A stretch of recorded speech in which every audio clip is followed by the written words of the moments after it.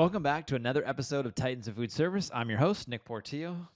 Please, if you're enjoying the show, if you're following along on Spotify, Apple Podcasts, anywhere you get your podcast, if you leave a 5-star review, that would mean a lot to me. Okay, today's guest embodies what it truly means to lead with passion, precision, and purpose. Most people simply know him as Chef Franck, and that's exactly how he likes it, because over the years, Chef Franck has become more than just a name. It's become a standard. His journey began in small kitchens of Brittany, France, where he trained under Michelin-starred chefs who demanded nothing short of excellence. Those early years forged in him a deep respect for discipline, creativity, and mastery, lessons that would carry him from fine dining restaurants to luxury hotels to executive boardrooms across the Pacific and the US. But what makes Chef Franck truly special isn't just his culinary skill, it's his mindset.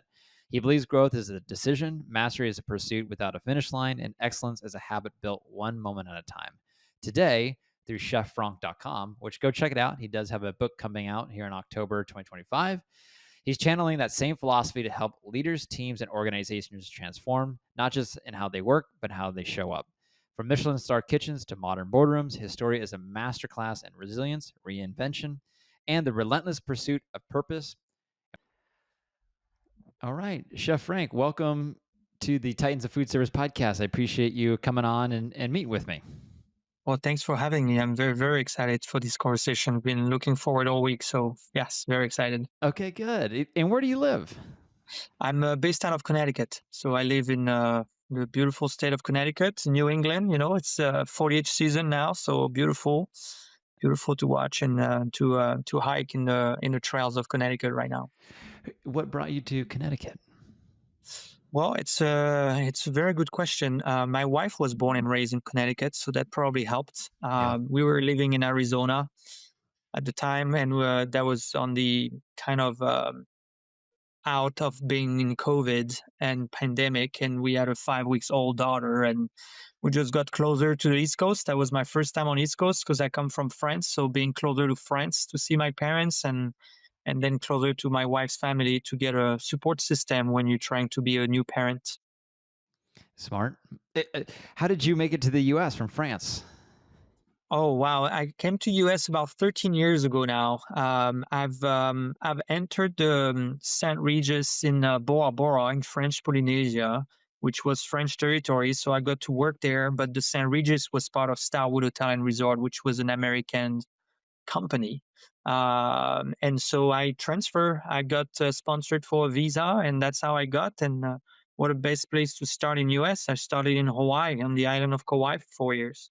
Wow, that's a long way away from home, that's for sure.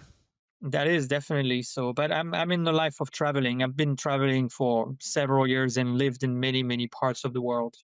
Incredible. So tell me, how'd you get in the food business? The food business, I started, I was barely 15 years old. So it's going to be about 26 years in the industry now. Grew up in France back in the 90s, 80s, 90s. France, just hospitality is part of the culture. You eat well, you have good product, you have good farming, you have good local market. You just happen to have two decent parents that cook amazingly well, and then you just kind of in it already from the very young age. So I think my curiosity got me into this, but my parents, who were both, like I said, amazing cook, kind of sparked that curiosity and made me realize that there was a craft and it was something that I happened to be good at.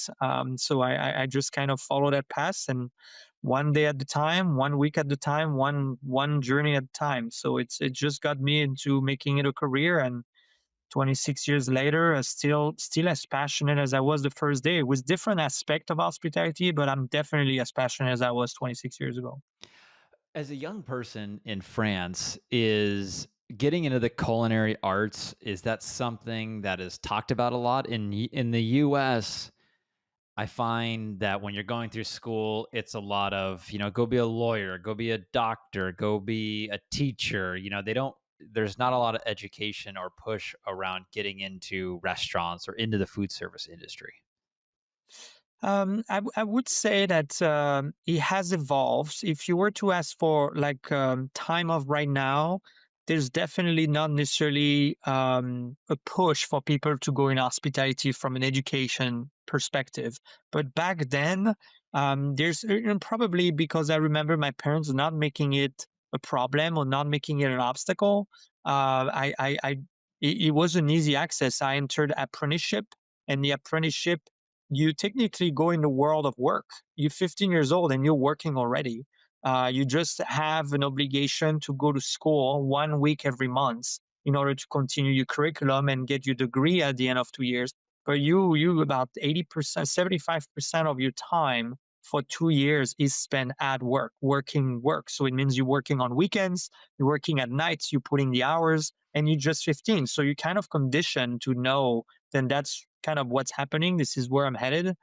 So yeah, I did 2 years of apprenticeship, and then I moved on to two additional year in order to get the equivalent of a bachelor degree in the culinary, in the art of culinary. That's cool. I didn't realize, apprenticeships, in France. So essentially, you partner with some sort of maybe chef that has experience. You learn from him or her, and they kind of teach you the ropes of the cuisine that they cook. Yes. Yeah, you pretty much do that. You find not everyone does take apprentice because instead of having a full-time employee, you have an employee. Granted, the employee is pretty cheap. You're not getting paid very much, but you're getting paid. But you're also losing them 1 week a month in order to go to school, and you have as a boss or as a kind of responsibility to make sure that your apprentice is excelling at school as much as he's excelling at work. So not everyone was partaking into becoming what they call an apprenticeship master. But I got lucky to find someone very early, and then after that I made my way in. So the 4 years that I did, I did not necessarily have to struggle to find an apprentice master. All right. What a cool way to, or what a great way to kind of, start your career, right, in an industry working under somebody. So after you finished the apprenticeship, where did you go from there? So when I finished my apprenticeship, the first 2 year I did was in traditional semi gastronomic restaurant in France. My mom happened to know the chef; they went to school together, and that just how I got in. So I got to be technically exposed to just the basic of culinary, nothing really extraordinary, but the basic. And then after that, I decided to go in the world of Michelin-star rated restaurant. I was determined to just say, you know what, I'm going to look for the best restaurant there is in the area. And at that time, I was 17, so I still don't have a driver license. I've got my moped, so it's not like I can go across the world already. But I found, and when I found the restaurant that was constantly mentioned to me throughout conversation, I decided to go. And so I did my 2 years apprenticeship into a restaurant, and we obtained the first Michelin star rated restaurant on the second year we were there. And then from then on, my impatience got in the way. I wanted to get into a second a restaurant that had two Michelin star restaurant. Now I was 18. I had my driver license, so I would wanted to go and explore kind of the region of Brittany where I was from. And so I was willing to drive an hour away in order to go find work. I was willing to kind of flying on my own wings. And this restaurant was interested to have me, but it could not take me for another 8 months. And so my impatience got in the way, so I quit where I was. Then very quickly, a few weeks later, I realized that okay, now the novelty faded away. What am I doing? All this work put in, and so I ended up in Courchevel, which is in the Alps, the French Alps. And I entered an Italian restaurant when I was the only French in that restaurant. And everyone was Italian, and learned to do pretty kick-ass Italian food, if I have to say. From a human perspective and a human experience and a chef experience, I hated every minute of this experience. And I've only connected the dots backwards years later when I realized how much it was actually appreciative to receive that kind of knowledge that I would have never received from that experience if I didn't have that experience. So, and then after that, I went back into Michelin star rated restaurant, and I've done that for pretty much the first 12 years of my career was purely and exclusively Michelin star rated restaurant. until I realized that I had a chance to go work in the world in the Caribbean islands. And I said, well, why not? And so I entertained, and then I discovered the world of luxury hotels and resorts, which was its own path. At the same time, you were receiving still the level of expertise, authority, pristine excellence that you need to thrive for, but in a whole different scale. That was not a restaurant anymore. You were an hotel with hotel guests that were spending so much money in order to stay with you. So that's kind of what led my way. I never really had a very clear path across the way, but I had an ambition and I had a view of where I wanted to go.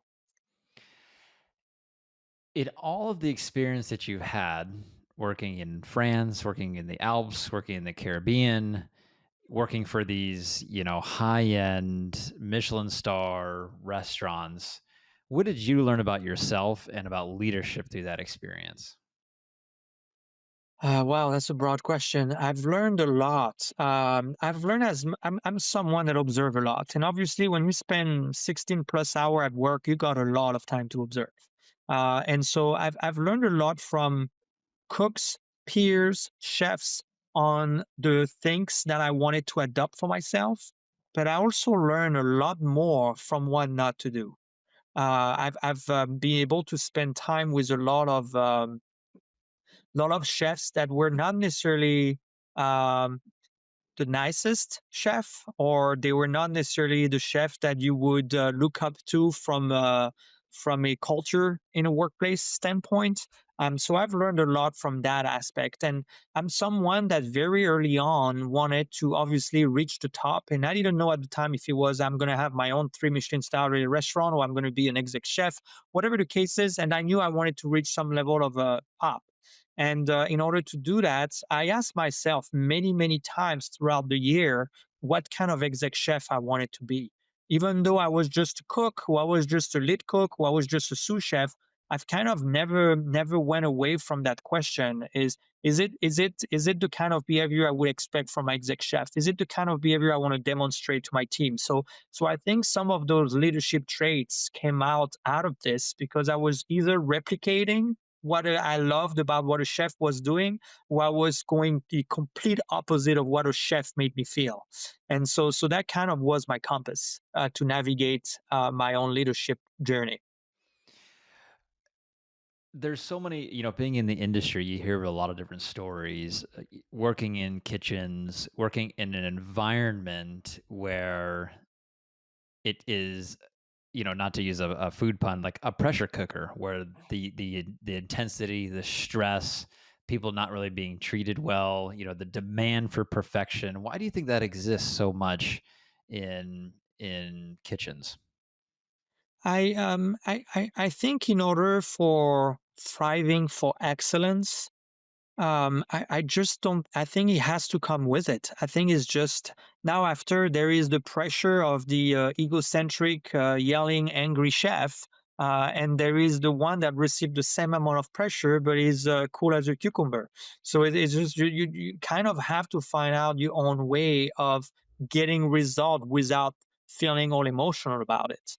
I've learned that very early on. I'm just like when I was working plenty hours and it was a lot of pressure. We're trying to reach that Michelin star, and then the chef on top of that is adding the yelling, is adding the misbehavior, is adding the unnecessary push. Sometimes that fall into what you would qualify now today as verbal abuse or bullying. So there's unfortunately there was a lot of that, and so you just kind of man, like, can we get to the same? I was planning on doing it. Like, I had all the intention on doing it. I don't need the additional bullying. And you're learning as you're growing up and you're becoming an adult that the bullying was never had nothing to do with you. It had to do with the insecurity of that person giving or providing that bullying. So to answer your question, I think in that environment, I think if you thrive for excellence or you thrive because there's so many variables for things to go sideways, there's so many things you have to have control over that I think the pressure is it has to exist. If there's no pressure, then you're pretty much going to have to look at yourself and like, do I even care what I do? I think the pressure comes with a level of care. The discipline comes with a level of care. So I like to think that you almost need it. And this time in my career, that like I felt like I was thriving only if there was pressure. If there was no pressure, then I felt I was getting bored. Maybe I'm a psycho, maybe I'm just someone wired differently. But I felt like I was really reaching a level of fulfillment and a level of appreciation for the achievement when hard work went through the process. That makes total sense. You're hitting on a lot of different points that I've been thinking about myself this week.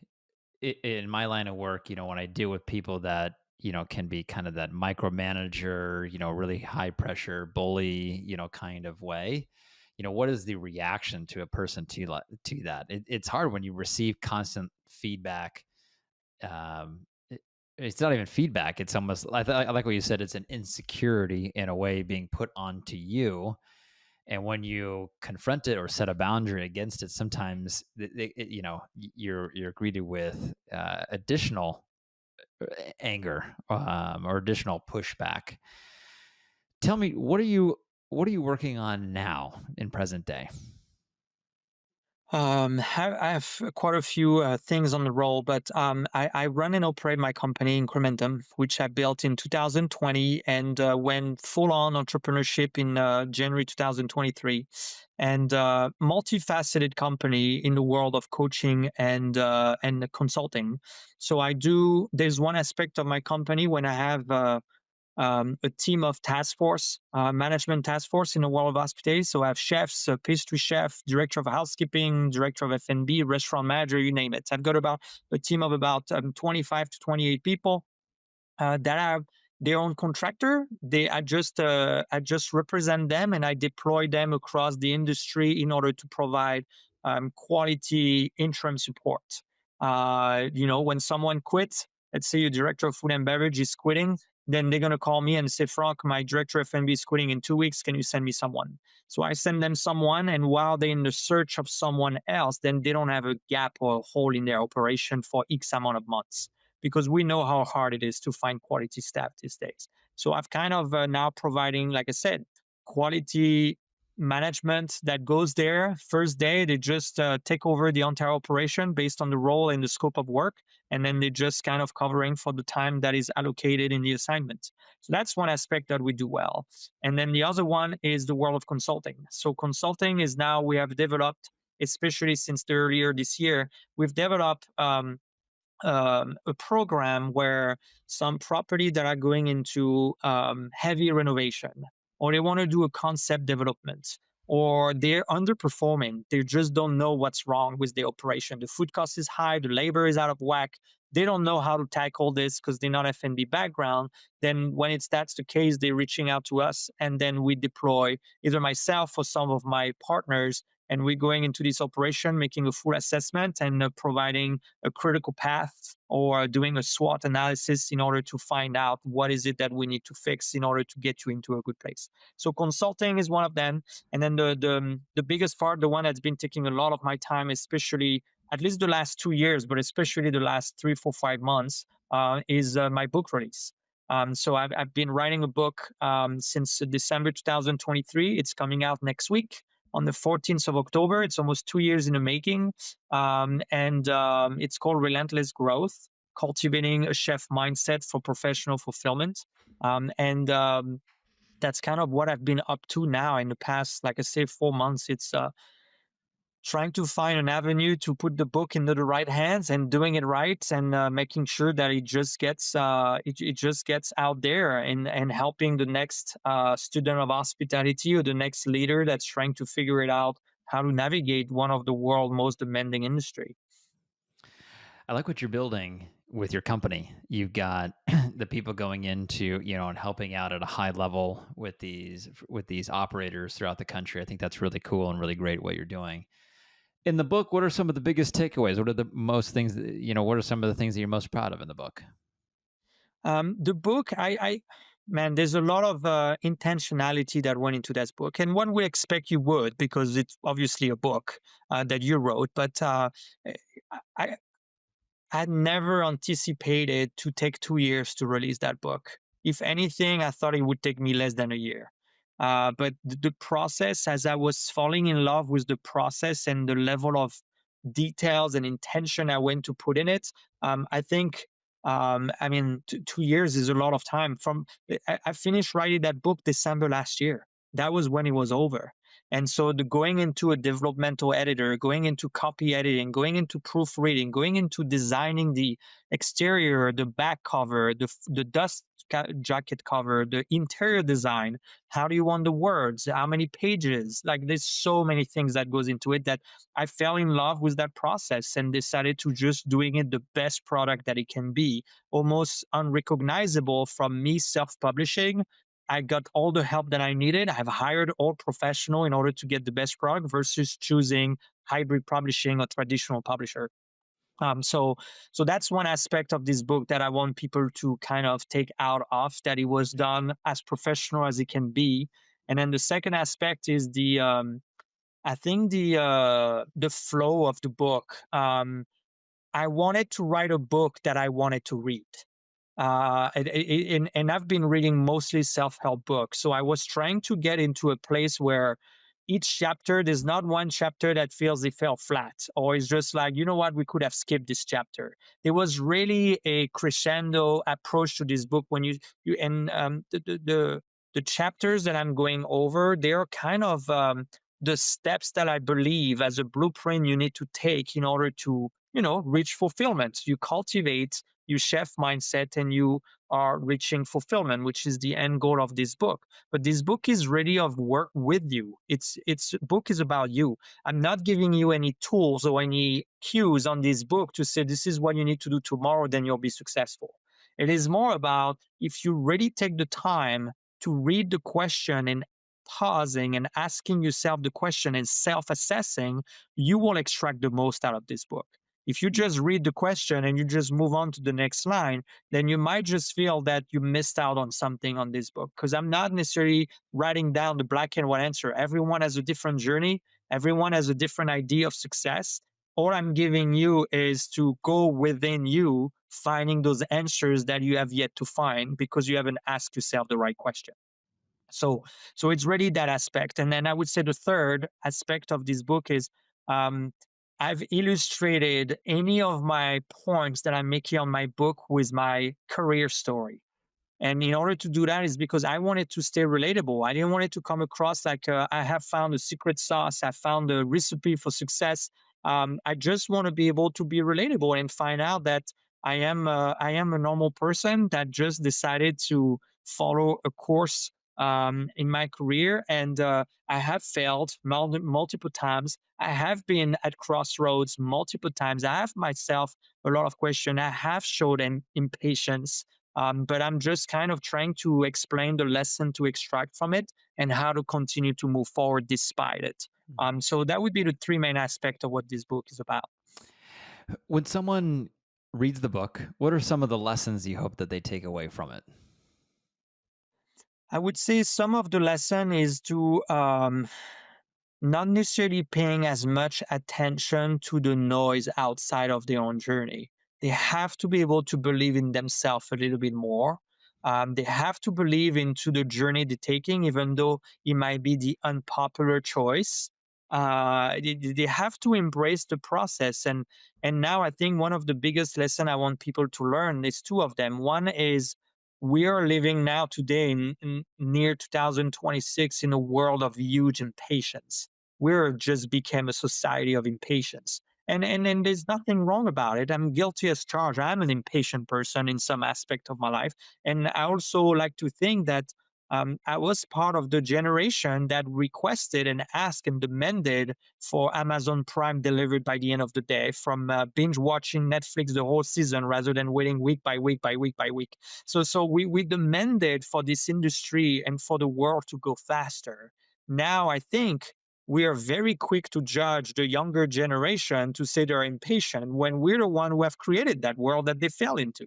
And I think at some point we have to take some level of accountability into the world we created. Now, what I want to extract from the book, because there's a whole chapter about patience, and it's really about embracing patience, but also embracing ambition. Ambition is going to help you continue to move forward when the patience is, there's a lot of things that you cannot take any shortcut. Fulfillment is not something you can just snap your finger and get fulfillment. Just knowledge is not something you can half facet. You just have to learn to go. Experience is not something you can just shortcut. Of course, you can take shortcut and get your way. But at some point or another in your career, you will realize that you have skipped some lessons that would have been beneficial for the time you're at now. So that's one aspect. Is patience is one. The other one that I want to cover is failure, redefining failure. I think I believe strongly that we've been conditioned to be scared of failure. We've been conditioned, and all the way from school, when you have to do a test very early on, and if you fail your test, indeed you didn't study enough, therefore you're being put on the side, you're not necessarily being involved, or we're not asking your opinion, or you're being technically almost laughed out by your peers, or you're being outcasted because you're just someone that does not necessarily fit the mold. And so I think we became conditioned to be afraid of failing, and we're being conditioned to be afraid of taking risk because of the emotional consequences that comes with it. And I think when you're looking at some of the best athletes in the world or the most successful entrepreneur in the world, if there's one thing in common is they're not afraid to fail. They're just taking risks daily. And if they fail, they just say, that's fine. I'll just move on to the next thing, or I'll just start over. And again, I'm not here to create something that hasn't been told before. I'm just adding into the conversation because hospitality does not necessarily have a voice in order to get those points across. And how do you navigate that world of the hospitality industry? And I'm trying to make sure that you by reading this book, that you get access to something I wish I had access to 20 years ago. I get it. I get it. Patience and failure. I remember, when I started my own business 10 years ago, you want things to happen quickly. You can, I remember visioning where I want it to go, but being afraid to take the risk to get there as well. Going to school, I got a bachelor's in business, and I learned all these different tools and ideas and theories around business, but when you put it into application, it's scary. Over the years, I've had to, I've met mentors, I've joined organizations and groups to help me grow. I've read books, I've listened to podcasts and things like that have helped me grow. But it's not something that you're right, that's necessarily innate in our nature, because we do want that instant gratification. We want to, skip from your early days at 15 working as in an apprenticeship, and just become Gordon Ramsay or Bobby Flay or whoever these big name people are overnight. It's hard. Yeah, So I get that. it takes a lot of time, and you have to fall in love with that process. And maybe because I left, I never went to high school. So maybe because I did not follow the educational system that was kind of the normal route, maybe I did not receive the amount of conditionment that I was supposed to receive. Therefore, it made me kind of thinking very differently from an early on age. But at the same time, Gordon Ramsay was not the Gordon Ramsay we knew and we know today all his life. So is Bobby Flay. So is Jean Georges. So is Alain Ducasse. So at some point, they were a normal person like we are. Hmm. And they just took a different route, and they believed in themselves, and they got the right partnership. They did the right thing at the right time. And they just kind of got the success and continue to serve that wave. So we want to be able to offer people through the book, through my philosophy, to the way I approach things. We want to be able to say you're not any different than anybody. You just need to apply into the right thing, and you need to be able to do work on yourself first, because you've got to decide what kind of adult you want to be, what kind of professional you want to be. And I commend you for 10 years of entrepreneurship and reading podcasts and reading book and being part of organization. You surround yourself with like-minded people in order to get influence, in order to say, oh, okay, but I mean, this ABC guy, they ended up doing this. So you know what? I'm going to follow the crowd and see where it led. And Mhm. at the same time, you are working your 10, 12 hours a day, but then you spend another 2, 3 hours to educate yourself on things that matters to you today. And all of that are sacrifices that are oftentimes just being overshadowed with success. And I'm sometime I'm getting frustrated or even at some point upset based on how it's being delivered. But it's like, oh wow, you got so lucky. I said, sure, I got luck, but man, don't think a second that luck has all to do with what I did. Mhm. I've worked a lot of hours and a lot of days. I said, while you were on vacation for 3 weeks, I was working. So those kind of thing is. I like to think I've been told by one of my mentor that luck is when preparation meets opportunity. Mhm. That's right. Very well said. For those that are listening, want to follow along. Also, too, what I like about your book, I feel like there's books, there's recipe books, right, on how to cook certain things. I'm sure there's books out there on, just business management and how to run a business. I like what you're doing. It's, talking to, the culinary professional of this is how you can grow your business in this industry. I love that. How best to find the book? Where can people buy it? So the book will be coming out on the 14th of October. So it will be published on everything. So Barnes and Nobles, Amazon, Target, anything. You'll be able to purchase it anywhere. As of right now, until next week, it's available on pre-order. So you can find it on my website, which is cheffranc.com. You'll be able to find it. You can pre-order, and I will be mailing it directly from my house, and then getting it into your hands. And then yeah, that would be the best way to find about it. And then on social media, I'm very much having an online presence on Instagram and LinkedIn. Fantastic. Chef Franck, I want to say thank you so much for taking your time and I look forward to buying the book myself, getting a copy and giving it a read. Awesome. Thank you so much for coming on. I really appreciate it. Thanks for having me, Nick. Appreciate you. Of course.